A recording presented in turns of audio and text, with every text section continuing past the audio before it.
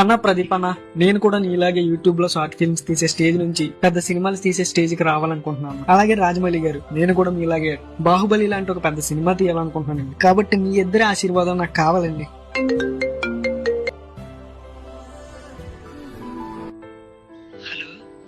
చెప్పండి. సరే తీసుకొస్తాను, ఆగండి. ఏంటి ఓవర్ యాక్షన్ చేస్తున్నాడు? అసలు ఎవడీడు అనుకుంటున్నారు కదా. నా పేరు కార్తిక్. ఇప్పుడు నా గోల్ డైరెక్టర్ అవ్వాలి. చిన్నప్పటి నుంచి నా గోల్ ఎప్పటికప్పుడు మారుతూ వచ్చేది. నేను 4th క్లాస్ లో ఉన్నప్పుడు డాక్టర్ ని చూసి డాక్టర్ అవుదాం అనుకున్నా. ఇంటర్ చదివేటప్పుడు బిజినెస్ మ్యాన్ ని చూసి బిజినెస్ మ్యాన్ అవ్వాలనుకున్నా. కానీ డిగ్రీ అయిపోయాక ఇదిగా ఇప్పుడు మంచి డైరెక్టర్ అవ్వాలనుకుంటున్నందుకే ఈ రోజు కథలు కూడా రాస్తున్నా. ఎలాగైనా షార్ట్ ఫిల్మ్ తీసి డైరెక్టర్ అవ్వడమే నా గోల్. కానీ నా లైఫ్ లో ఎవ్వరికీ జరగని ఒక విచిత్రమైన సంఘటన జరిగింది. అది చూశాక నేను నిజంగా నమ్మలేకపోయా. అసలు ఆ సంఘటన ఏంటో మీరు కూడా తెలుసుకోవాలనుకుంటున్నారా? అయితే వెయిట్ చేయండి. ఫస్ట్ ఏం చేయాలంటే, నువ్వు అక్కడి నుంచి వెళ్ళి మహేష్ బాబులా నడుచుకుని రావాలి. అది షార్ట్, ఓకేనా? అర్థమైంది కదా? బాబు రెడీ, బాబు రెడీ, బాబు యాక్షన్.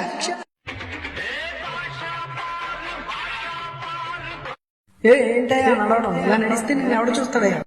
కొద్దిగా ఇంటెన్సిటీ నడవయ్యా.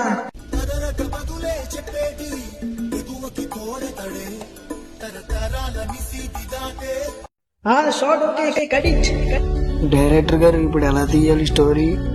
ఇప్పుడు తీసిన స్క్రిప్ట్ బాగా వచ్చింది.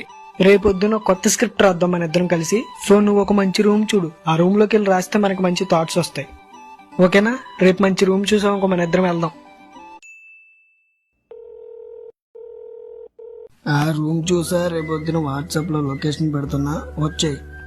రూమ్ బాగుందిరా. అర్జెంట్ గా మన స్టోరీ రాసేసి నెక్స్ట్ షార్ట్ తీసేయాలి.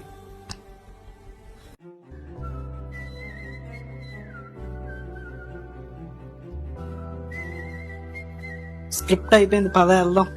ఏంట్రా ఈ టైంలో కరెంట్ పోయింది? ఏంట్రా క్యాండిల్ కూడా కనిపించట్లేదు.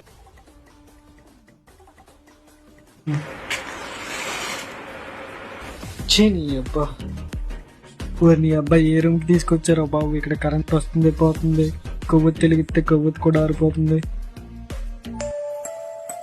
ఇప్పటి వరకు ఇక్కడ డైరీ లేదు. అసలు ఈ డైరీ అవడది రే. ఏంటి ఇక్కడ ఏదో డైరీ కూడా ఉన్నట్టుంది ఏంటి?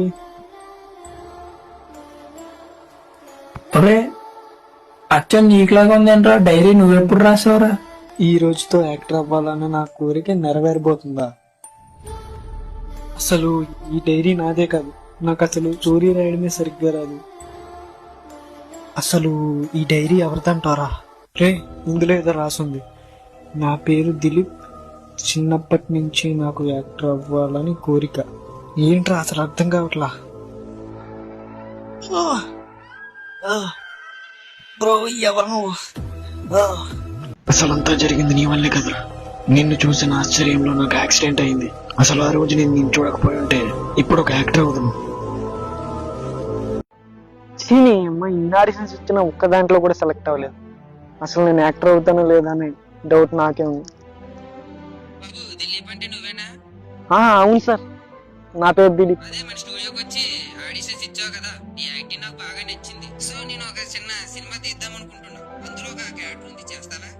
సార్ చేస్తాను సార్, ఖచ్చితంగా చేస్తా సార్.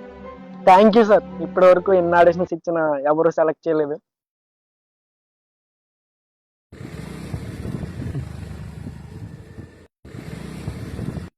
ఏంటి వీడు ఎవడో నాలా ఉన్నాడు? రే,